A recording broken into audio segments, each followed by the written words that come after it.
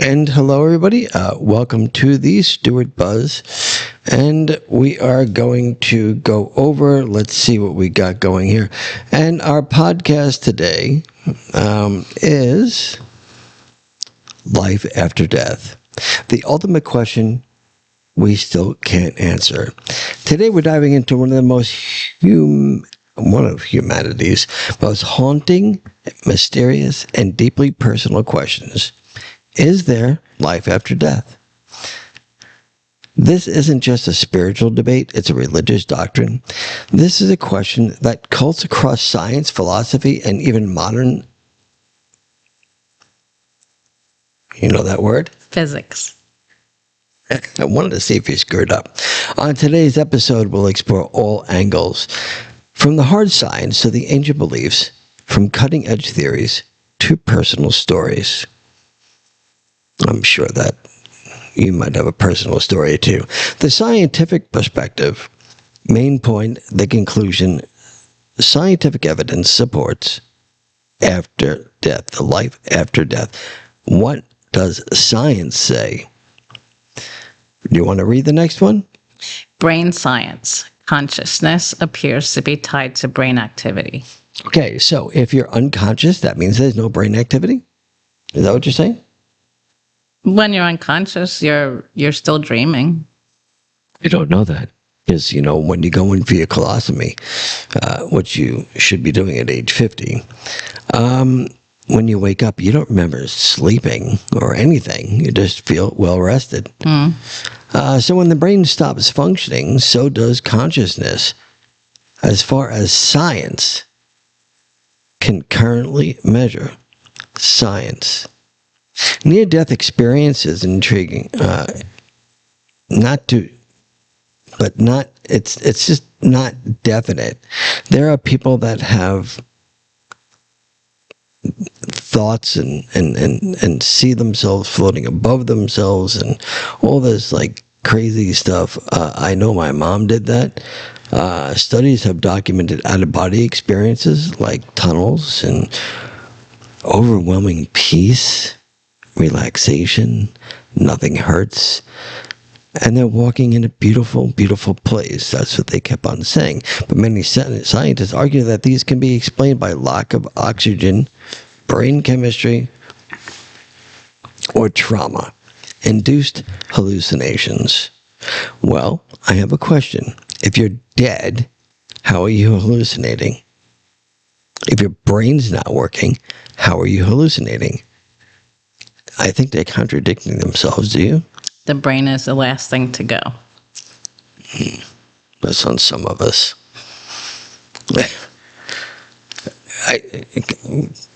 So you left yourself open on this one, okay? So you're saying the brain's the last thing to go. I'm saying the brain's probably the first thing to go when it comes to you. Nope. Come on, you left yourself open for that. And I put it up there for you. Now let's see where you're going. So the spiritual and religious viewpoints, billions worldwide in some form of existence after death. They believe in some sort of existence after death. Christianity, heaven and hell, the eternal life. The Esther theory. The Esther theory thinks that when you die, you go to a garage in Buffalo. Oh no. That was a skit that one comedian did. We won't get into that. That's a whole nother one. In Islam, afterlife, in paradise or hell. So I don't understand how that's different from heaven and hell and eternal life. Christianity believes in eternal life. You're all over the camera can see you on the other side because there's another camera right behind you. So in Hinduism, reincarnation and karma cycles. Buddhism, rebirth and enlightenment. You want to read the next one? Buddhism, rebirth. No, I did that. Oh, indigenous beliefs, ancestors and spiritual realms. Many believe in consciousness is not confined to the body, but is an energy or soul that continues. Continue. Fringe theories and modern speculations. quantum consciousness theory suggests consciousness may exist at the quantum level, Penrose and Hamroff. Multi-universe theory. Alternate universe may allow different versions of ourselves. So Virginia, this is a version of her, and then the other version is the race car driver. Yes.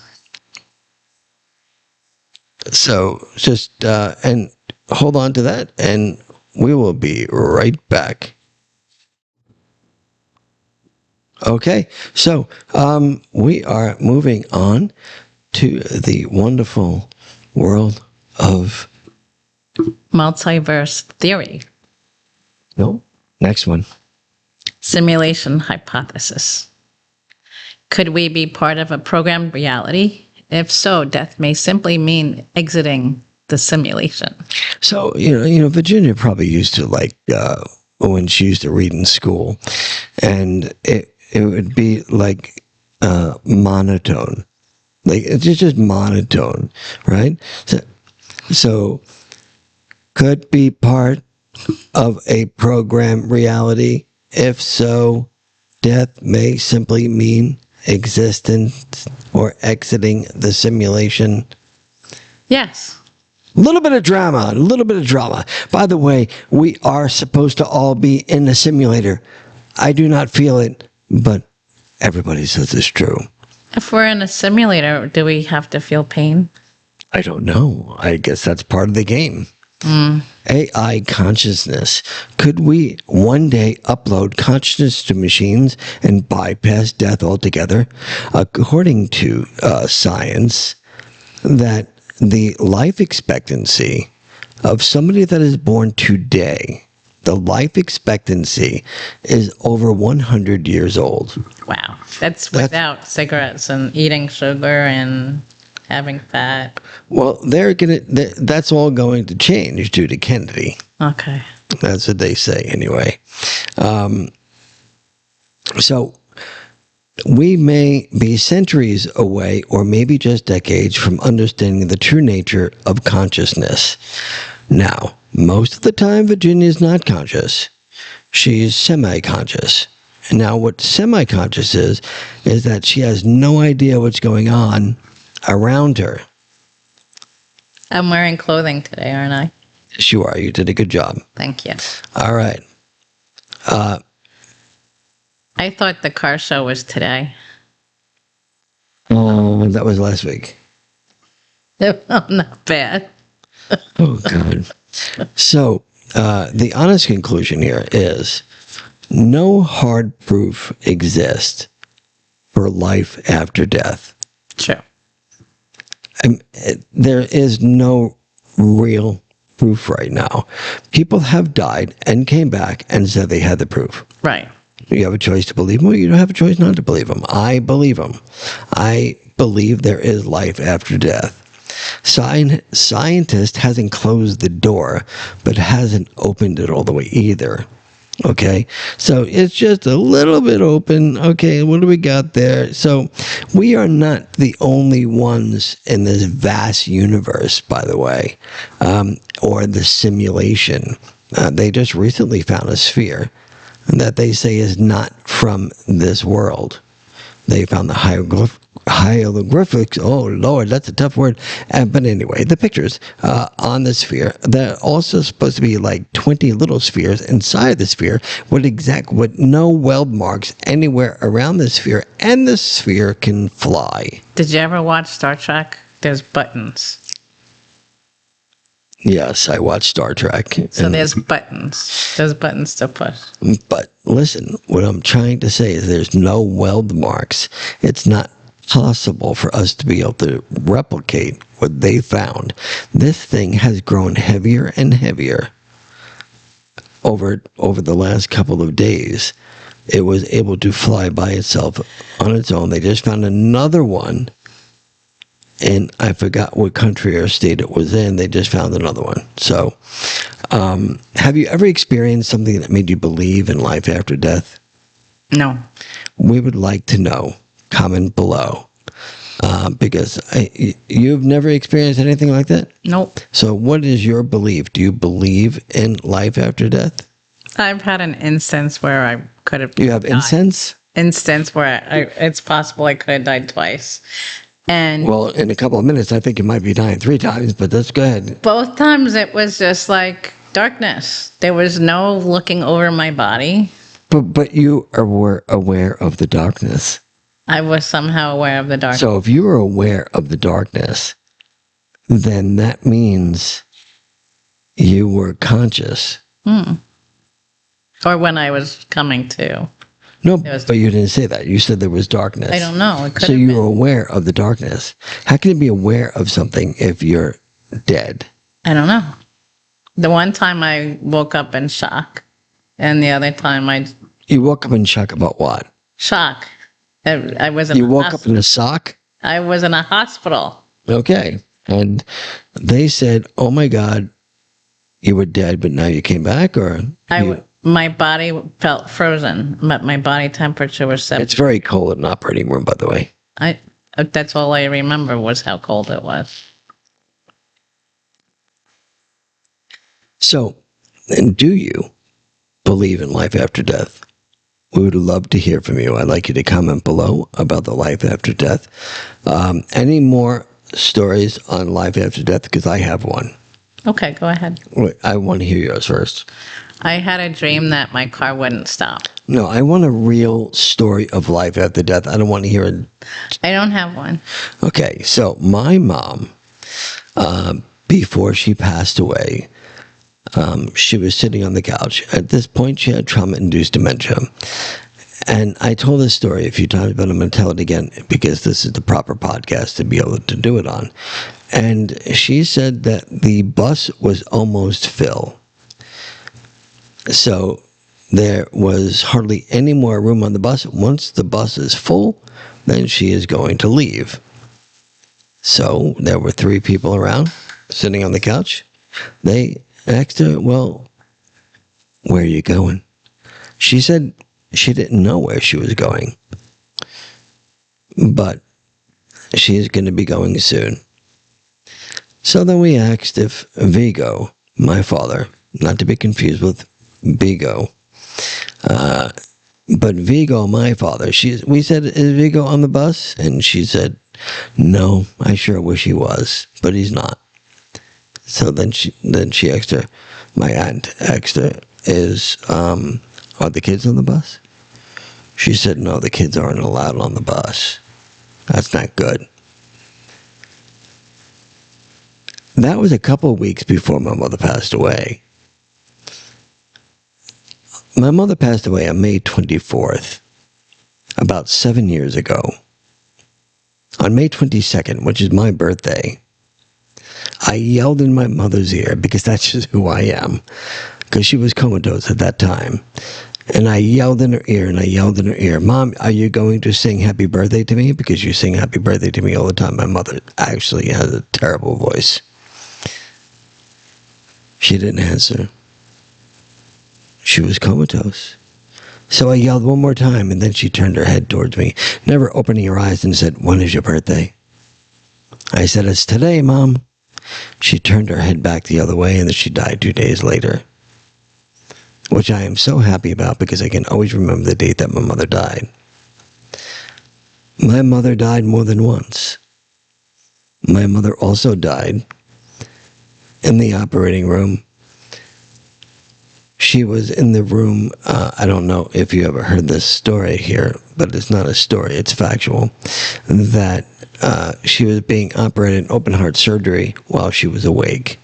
She was under a local because they could not put her under because, why?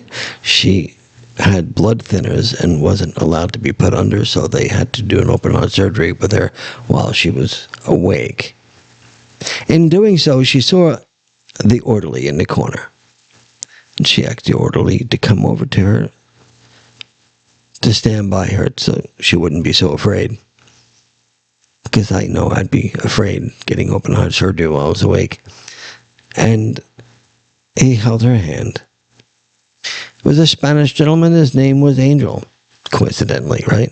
How ironic. It is a very popular Hispanic name.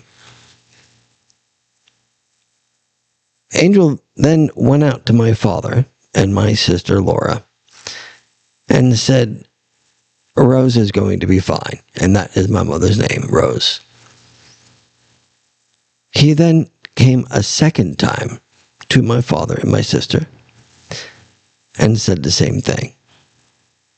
So with doing so, then what happened was a couple of months later, she went to the doctor, got her last checkup with him and everything was okay.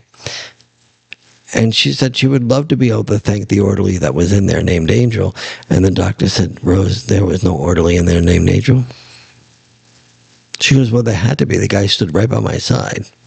Now, rightly, I would think that my mother would have been hallucinating due to the meds that she had to take for painkillers because she couldn't be put under. My mother thought the same thing. At the time, my mother not knowing that Angel also came to my sister and my father. Well, they weren't under the influence of anything, and they actually spoke to this man. How is that done? Who is that?